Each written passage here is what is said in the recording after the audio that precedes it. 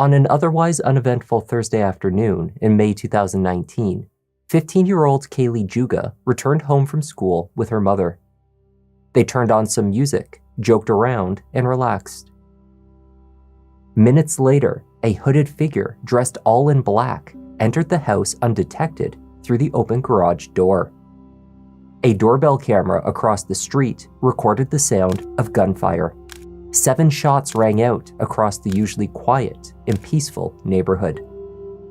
Moments later, the hooded figure ran from the scene. Mother and daughter still inside, fighting for their lives.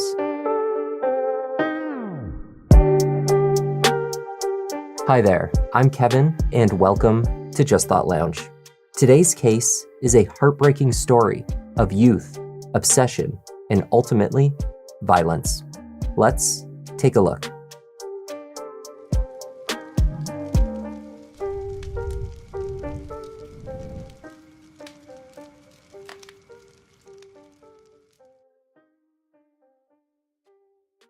At just before 2 p.m. on Thursday, May 9th, 2019, Stephanie Juga left her home in Kenosha, Wisconsin to collect her 15-year-old daughter Kaylie from school.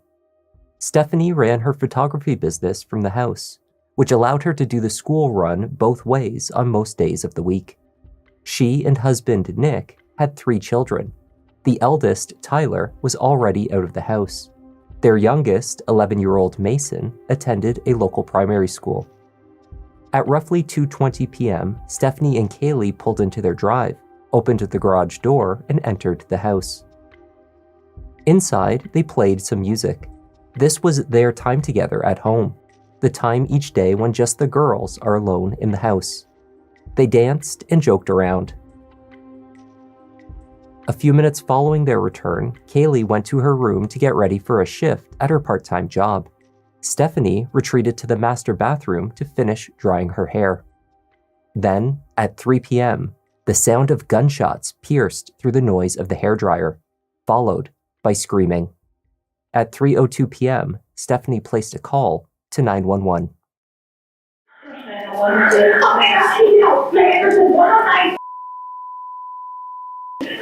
Somebody just came in, shot me twice, and she just killed my daughter. Okay. Locked in the master suite, Stephanie was unaware of the severity of Kaylie's injuries. She feared leaving the room in case the shooter was still in the house. However, Stephanie believed that she knew exactly who the shooter was: her daughter's ex-boyfriend. Oh my God, you said it's her ex-boyfriend? Yeah. Do you know where he is? No, I don't think that he was my seat for what? Please. Okay, how old are you? I'm 38, 39. Oh my God. I need your help. Right away. Please. I'm getting you help. You don't know where he is? No, I'm not together. Oh my God. Okay, you think he's a property? I don't know where he is. Stephanie could not say for certain, though police would later learn that the shooter had fled the house before the call to 911 was placed. The attack was over. Uncertain of this fact, Stephanie nonetheless left the safety of the bathroom and ran back to Kaylie's room. There, she found her daughter on the floor. Okay, where is your daughter? She's in the bedroom? Okay, what is his name again? Monkey Phillips. F-U-L-L-E-R. Monkey Phillips. Is he a vehicle or did he come on foot, you know? There's a lot of people coming. A lot. They're gonna come help you, okay? Oh my God. How old is this Marquise? 15? Yes. Deputies from the Kenosha Sheriff's Department arrived alongside EMTs at the house swiftly. They found Stephanie Juga in the bedroom with Kaylie. She had sustained a gunshot wound to her left arm, just above the wrist. A second shot had hit her right side. She had nonetheless been vigorously performing CPR on her daughter. Kaylie was rushed from the house to the front yard for further emergency treatment, while Stephanie was taken to the hospital only a few blocks away. Even with the rapid response and proximity of the hospital, Kaylie's injuries proved too severe. She was pronounced dead at the scene. The Milwaukee County Medical Examiner found 4 gunshot wounds to her chest and a 5th to the head. Medical staff later speculated that even if a team of surgeons had been physically present in Kaylie's bedroom the moment her attacker fired, they would not have been able to save her. Stephanie Juga survived the attack after undergoing multiple surgeries to her arm, chest, and abdomen. As soon as she was able, she spoke to detectives about what had transpired in the moments before she was shot. She described hearing a blood-curdling scream, followed by a bang from her daughter's bedroom. She rushed to check on her, and standing at the threshold was her daughter's ex-boyfriend, 15-year-old Martise Fuller. She pleaded with him, stating, "You don't have to do this." He replied, "Yes, I have to." He raised his arm to his chest and fired. Stephanie escaped behind her bedroom door, though she was pursued by the shooter, who kicked it open. Then, he fired once more. Retreating further into the master's suite, she managed to lock herself into the bathroom. From there, she placed 2 phone calls, the first to her husband, the second to 911.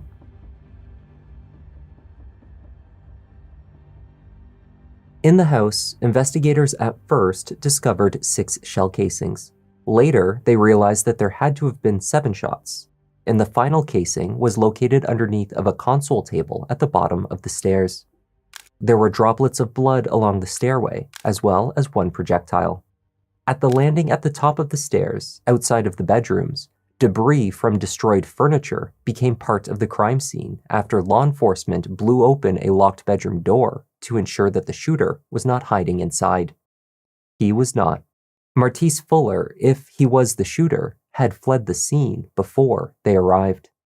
In Kaylie's room, a cluster of casings in front of the mirror, having fallen into the carpet, suggested that this is where the shooter had fired. The downward trajectory of the shots led investigators to pull up a portion of the carpet where Kaylie was found, revealing a projectile lodged in the floorboard. They believed that the final shot had been delivered at close range, with the shooter standing directly above her. On the sidewalk between the Juga house and Horizon Park, investigators spotted a single bullet, the exact kind used in the shooting. They speculated that it had been dropped accidentally, likely on the way to commit the murder. 15-year-old Kaylie Juga was a varsity cheerleader. She played on the softball team and was an honor roll student at Bradford High School. Kaylie excelled in anything she put her mind to. She had a zest for life and was passionate about music and dance. In their grief, friends and family members unfailingly mentioned Kaylie's contagious laughter. She was known to start a joke, descend into uncontrollable giggles, and have everyone in tears without ever reaching the punchline. It was impossible not to share in Kaylie's joy and laughter. She would always make a room light up with her smile anytime, or her laugh. Her laugh is, you can always remember her laugh. I can hear it all the time. You know, it's very memorable. She was such a loving person. Kaylie loved cheer. She loved being with her friends. She was just a bubbly person. She made everything a great time. Kaylie's fellow cheerleaders honored their friend with a special routine followed by a moment of silence. The memorial was initially blocked by the local school board, who claimed that for legal reasons, they could not proceed. It seemed that 2 students under their authority were involved, Kaylie and Martise, and they could not be seen favoring one side. My wife was shot, trying to give CPR to my daughter who was murdered. And they can't do a moment of silence or a 5-minute cheer? Ridiculous. In the face of overwhelming disgust at the decision, they altered course, and the memorial went forward. I'm glad this was able to happen, and I'm glad to see that everyone came out for Kaylie, and that I love her, and that I'll always miss her.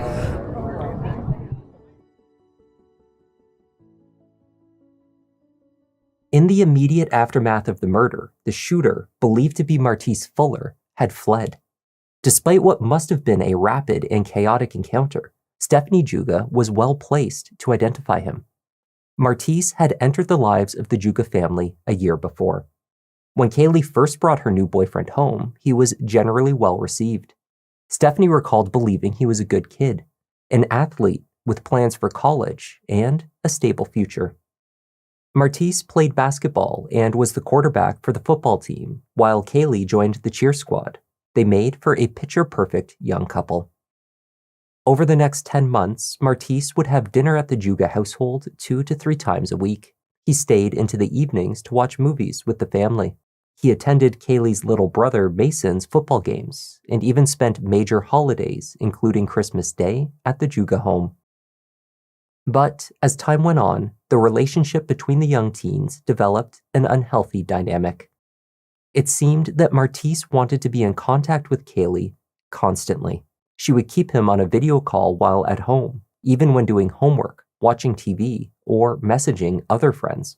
If she was out, he would call and text incessantly, refusing to stop even when Stephanie sat him down and explained that his behavior was disruptive to the family.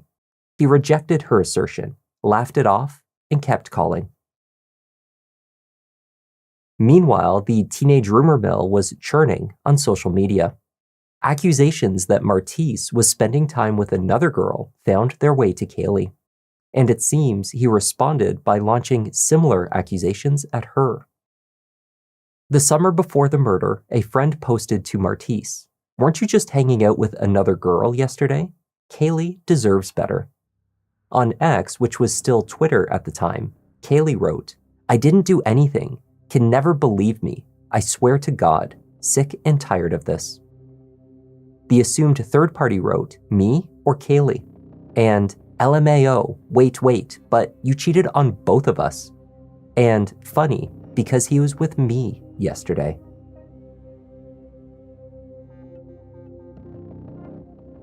At school, Martise's controlling behavior escalated. An incident in the hallway in Bradford High School took a scary turn when Martise blocked Kaylie and demanded that she hand over her cell phone. School security had to be called to de-escalate the situation and physically restrain Martise. The experience left Kaylie in tears. At that time, the school instructed Martise to keep his distance. Their class schedules were altered and an agreement was put in place. One more outburst and he would be expelled. No more sports teams, no chance of a scholarship.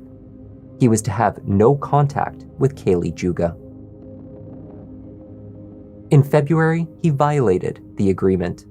He cornered Kaylie once more. This time, the incident was witnessed by teachers. It was on camera.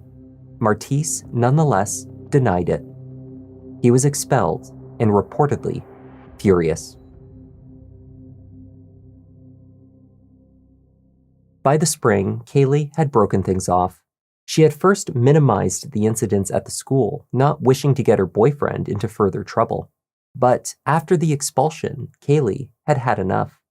Posting about someone assumed to be Martise taking advantage of her. "Start having respect for yourself and don't let that happen," she wrote. Her ex-boyfriend responded by stalking her every move. On Twitter, she posted, "Keep lurking, baby." He was spotted walking back and forth outside of the Juga house in the afternoons. Other times, he lurked outside at night, secretly, looking towards Kaylie's bedroom window while the family slept. And his phone calls continued, so Kaylie blocked his number. Martise began calling her from friends' phones. Sometimes he would have them speak with her briefly before handing the phone to him. Kaylie began blocking those numbers as well. When out with girlfriends, they agreed not to post selfies online, giving away their locations. And they never shared their plans on social media, for fear that Martise would see it and turn up uninvited. At the age of 15, Kaylie was forced to resign from her first job at a local laundromat because she felt unsafe being alone at work. The owner of the business had made concessions for his young employee. Martise's phone number was blocked from the business phone line, and Kaylie was allowed to keep the doors locked when working alone, unlocking the entrance only as customers approached and knocked to be let in. Despite these measures, she was constantly on edge. In April, she wrote to her first employer, To Brian, thank you for the opportunity to work for this company. I appreciate you hiring me for my first job. Unfortunately, due to the situation that has been going on in my personal life, for my safety, I will need to look for a job with multiple people around and where he will not know where I work. Kaylie went out and found a new job and hoped that her ex-boyfriend would never find out where. Immediately after the shooting, Kenosha police launched a manhunt for the 15-year-old suspect. They found that he had not been living at his mother's house for weeks, instead bouncing from one friend's home to another, crashing on couches where he could. When law enforcement tracked down his mother, Elise Fuller, she told them that her son could not be the shooter because he had been at her home from noon to 3 p.m. that afternoon, the time period directly overlapping with the murder. A friend of his named Alexis, however, offered another version of events. She told police that Martise had been at her house the night before. She had given him a ride to another friend's home at 1 p.m. that day, just 10 blocks away from the Juga household.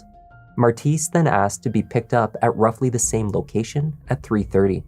When Alexis did so, he was wearing the same clothes, but now his white trainers were extremely dirty.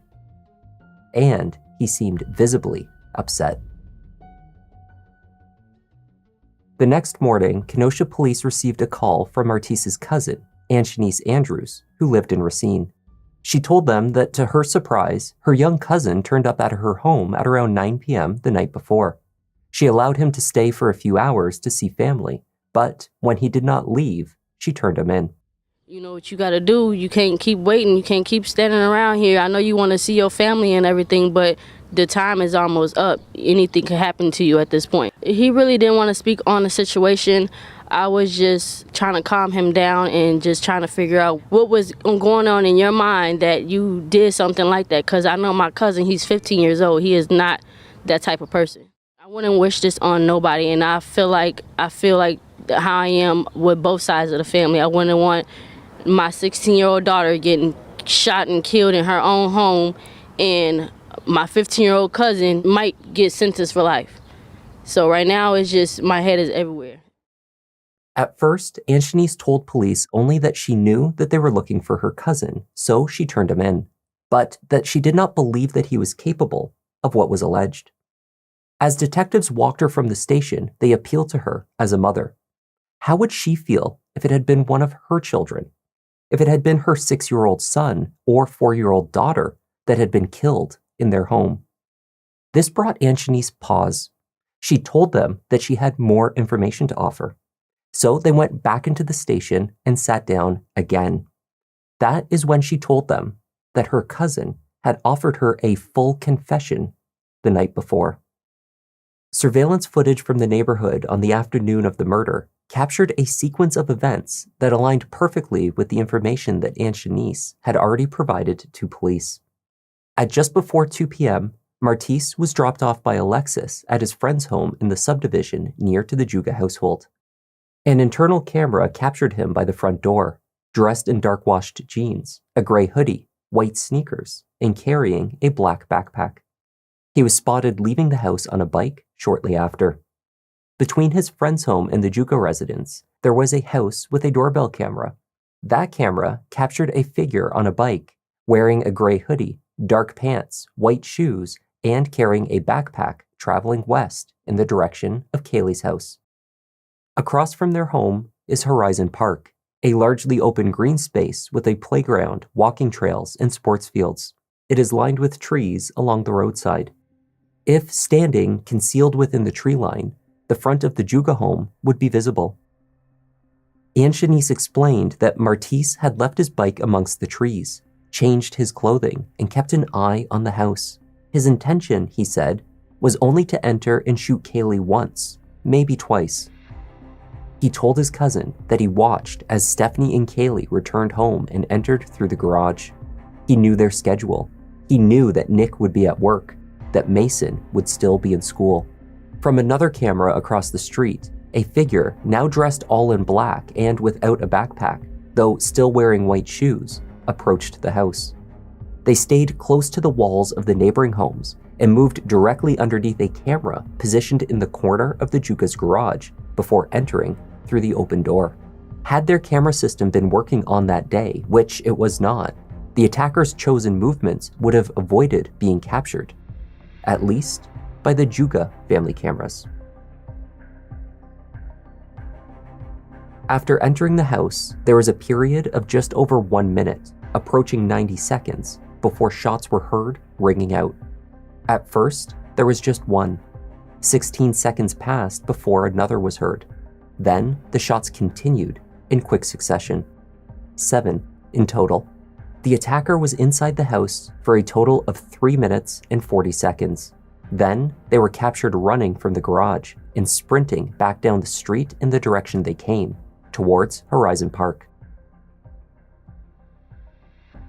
The same Nest doorbell camera that had captured the hooded figure riding leisurely towards the park an hour earlier, taking roughly 8 seconds to pass by, now also showed them returning. The rider was moving much faster and passed the home in only 2 seconds this time, traveling in the opposite direction.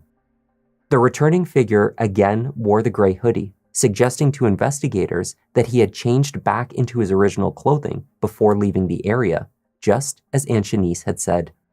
The trip back was recorded at 3:04 p.m., 2 minutes after Stephanie managed to place the call to 911.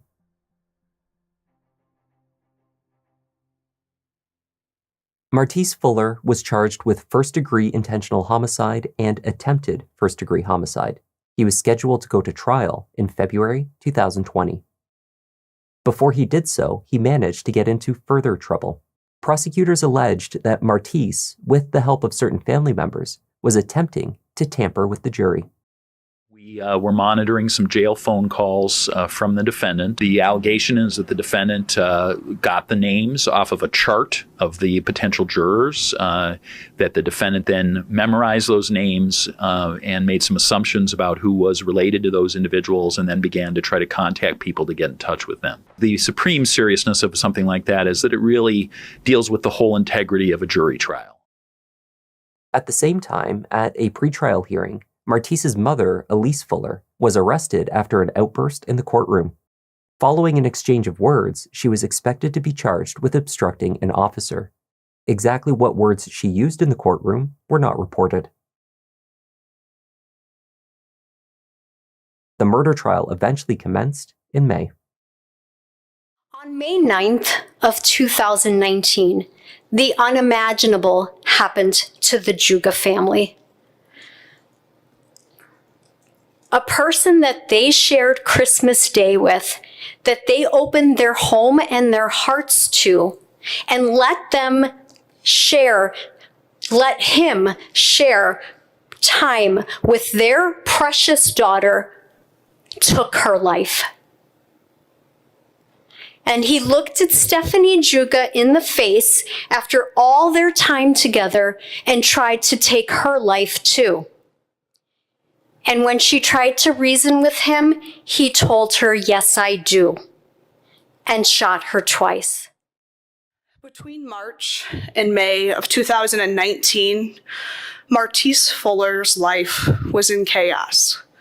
He had been expelled from Bradford High School, unable to play football, and ultimately, due to a fight with his family, he found himself homeless.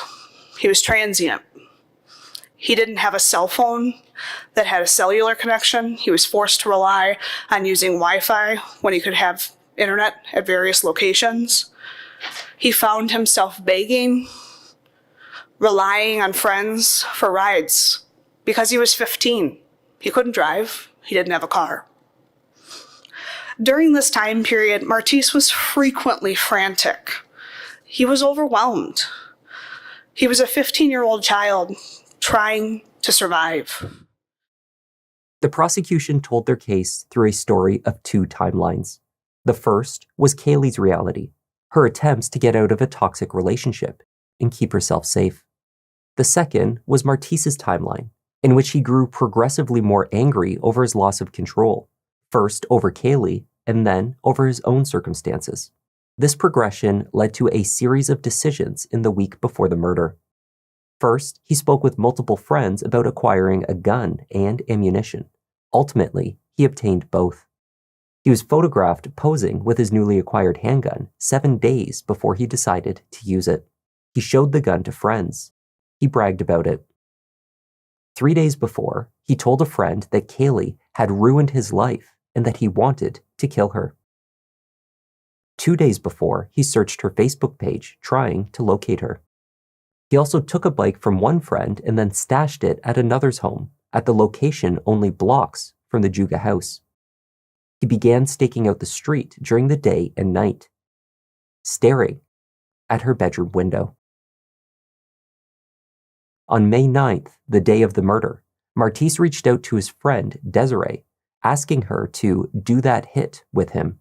She knew what he meant. He had mentioned it twice earlier in the week. He wanted Kaylie dead. Did he make any suggestions about what he wanted to do to his ex-girlfriend? Yes. What did he say? That he wanted to kill her. What did you say to that? I listened. And do you remember what his message to you was? To do the hit with him. What did you understand that to mean? The obvious, to kill her. To kill the ex-girlfriend like he had talked about the day before? Yes. It says, I'm so mad, you need to do that to her. Say that again? I'm so mad, you need to do that to her. And what is the day and time that that message was sent to you? Thursday at 11:52 a.m. Thank you. Desiree refused to take part, though she told no one about the conversation she held with Martise until after Kaylie was dead. By the time she testified at trial, she was already serving time at a juvenile facility for multiple unrelated convictions. Investigators were able to locate the murder weapon with the help of another one of Martise's cousins, a man named Dontrell Seymour. Dontrell led police to a drain sewer in Racine, where the 15-year-old had wrapped the gun in a diaper taken from a family member's house and dropped it in. Had they not been led to it, detectives believed they would have never found it. The same was true for his change in clothing, the black hoodie and white shoes that Martise was thought to have worn into the Juga house. Police were never able to locate them, though after discovering how he had disposed of the gun, they assumed these items were also likely to have been dumped into a sewer somewhere between Kenosha and Racine. There were too many to search. They did recover Martise's other clothing and the black backpack that he was seen carrying in the surveillance footage. These items were still with him when Anshanice turned him into the police the following day. In outlining Martise's mindset and his motive, the assistant principal at Bradford High School testified to the behavior that had led to his expulsion. Jill Schwensen was the school's disciplinarian. She routinely dealt with misbehaving teens. But Martise Fuller, she said, was different. Even after years of dealing with difficult and even violent offenders as a social worker, Martise Fuller had scared her. She spoke of his anger over being separated from Kaylie at school. Then, after he violated the agreement to keep his distance and learned he would be expelled, he called every office in the school repeatedly, trying to reach the assistant principal to have the expulsion overturned. He would not accept her decision. She eventually hung up on him. He was very angry with me. He called me a liar. He told me that I didn't know what I was talking about or what I had seen. He put his finger in my face. We had to take a break for him to take a walk. Ultimately, we had to call Dad to convince him to sign it. Did his father come or did he just talk to him over the phone? He spoke to him over the phone. I had told both students that I was going to split them up. They had several classes together, and Martise did not want that to happen. And There was a day during his suspension that he was calling every office in the school building, trying to get to me so he could convince me not to change their schedules. Students are usually not very happy with me when they meet with me because it's my job to do discipline. However, this was an extreme case for me. I was scared. You were scared of Martise? Yes. I explained to him that this is what was going to happen. He kept trying to tell me that that's not what Kaylie wanted, that that's not what he wanted, that it wasn't as bad as what I thought. I ultimately had to hang up the phone on him because he would not stop talking. Martise's defense team tried where they could to poke holes into what seemed like an airtight case of his guilt. One suggestion was that Stephanie Juga, in the chaos and trauma of the attack, had misidentified her daughter's ex-boyfriend as the killer. Because of the ongoing conflict between him and the family, it would have been natural to assume it was Martise that she had encountered outside her daughter's room, even if it had been a complete stranger, they argued. After this identification was made, investigators had not explored any other suspects.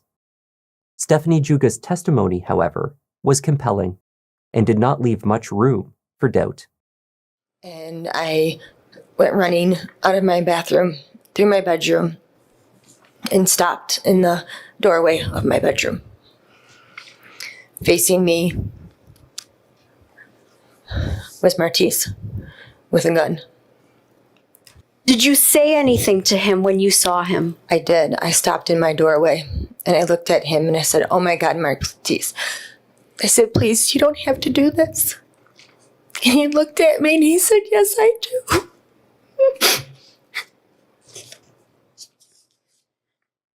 Stephanie explained how she tried to render aid to Kaylie, but it had been too late. So then I tried to start doing CPR as best as I could. And was that, were you able to do that having been shot in your own wrist? At that moment, it was very painful, but I didn't care. Trying to save her was more important. Did your daughter die as a result of those shots? She did. Yes. Right there on the lawn or earlier? I think she died in her room.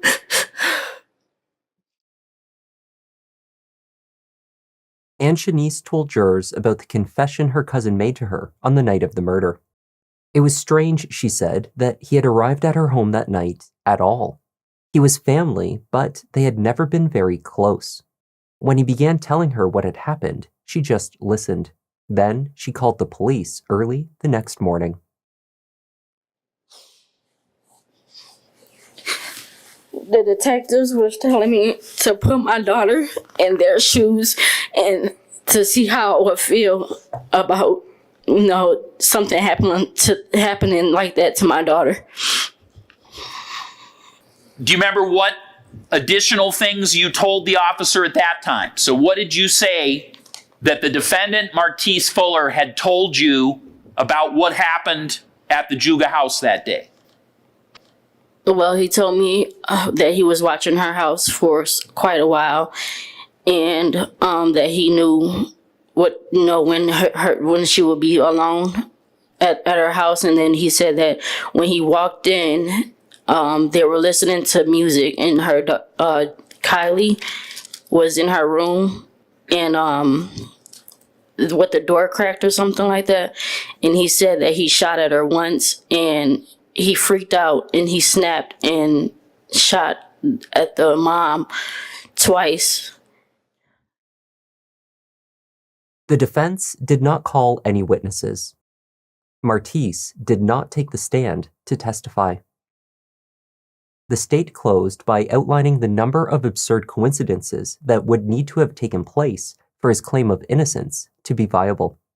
That Martise was unlucky enough to be misidentified at the scene. That his own cousin would know so many of the details of the crime before investigators had uncovered any footage or even completed an analysis of the crime scene. And that the confession she outlined to them would later be supported by so many facts. What a horrible coincidence if you're an innocent person. And then Here's a horrible coincidence.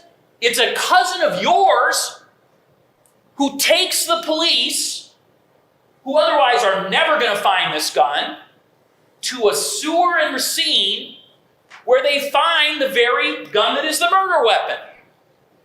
Okay, so you didn't kill her, but your cousin is able to lead police to the murder weapon, which looks identical to a picture we have of you with the same gun and to what your friend says is the gun you showed him, just days before the murder.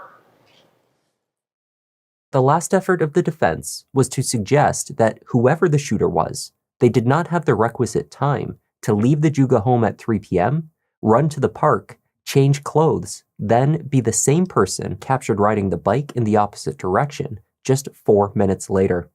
The timeline was impossible, they said. In rebuttal, the state suggested the timeline was in fact flawless. It was 0.32 miles from the park to the Juga house, which could be sprinted by a high school athlete in less than a minute. Riding a bike from the park to the house with a doorbell camera, a distance of 0.17 miles, at the speed the rider was going, would take only 30 to 40 seconds. That left a comfortable 2 to 3 minutes to change clothing, and the clothes they believed he was wearing would have come off quickly. A black warm-up suit that was designed to be pulled over other clothing. The jury returned with their verdict in a few short hours. The verdicts read as follows. We, the jury, find the defendant guilty of first-degree intentional homicide as charged in count 1 of the information. We, the jury, find the defendant guilty of attempted first-degree intentional homicide as charged in count 2 of the information, dated today and signed by the foreperson. After the verdict was read, Martise looked to his family in the gallery. The realization that at the age of 16, he was likely to spend the rest of his life in prison must have set in slowly. It took a minute or two, but he tore off his face mask and began to sob.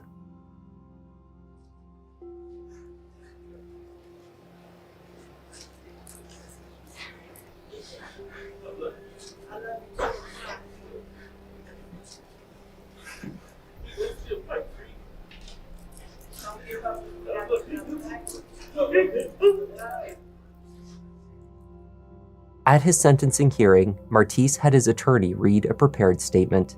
He wrote that he was sorry for what had happened to Kaylie, but he was innocent of murder. Truthfully, I am sorry about the pain you've all suffered through, but more importantly, the loss of my ex-girlfriend Kaylie that I loved too. So I am sorry. Despite the hatred that is against me, I still am sorry. But I have to continue to stand innocent because I am. And I know that I've barely showed emotion throughout my time, but in all honesty, it is because it's hard to have tears left to cry knowing my mom lost a son, one of her children too. You sat emotionless until the verdict was returned. You seemed to have no ethos, no regret, no sorrow, no empathy. You are for you and no one else. You are a very dangerous and a damaged human being.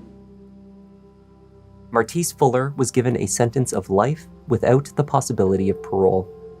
He is currently serving his sentence at the Green Bay Correctional Institute in Wisconsin, where his family visits often.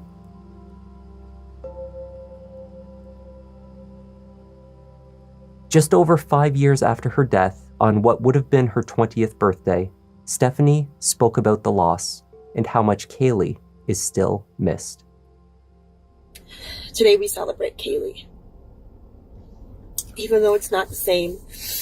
And this is our 5th birthday without her. I mean, how can it be 5 birthdays without her? And it just seems like everything happened yesterday.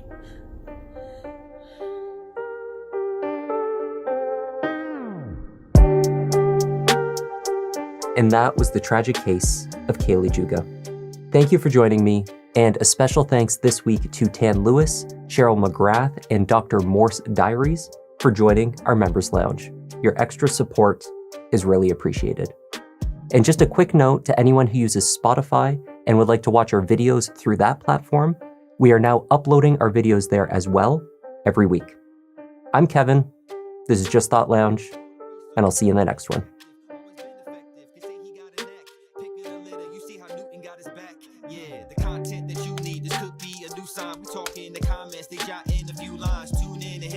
Love that, it's too kind. Feels like the whole world is online for true crime.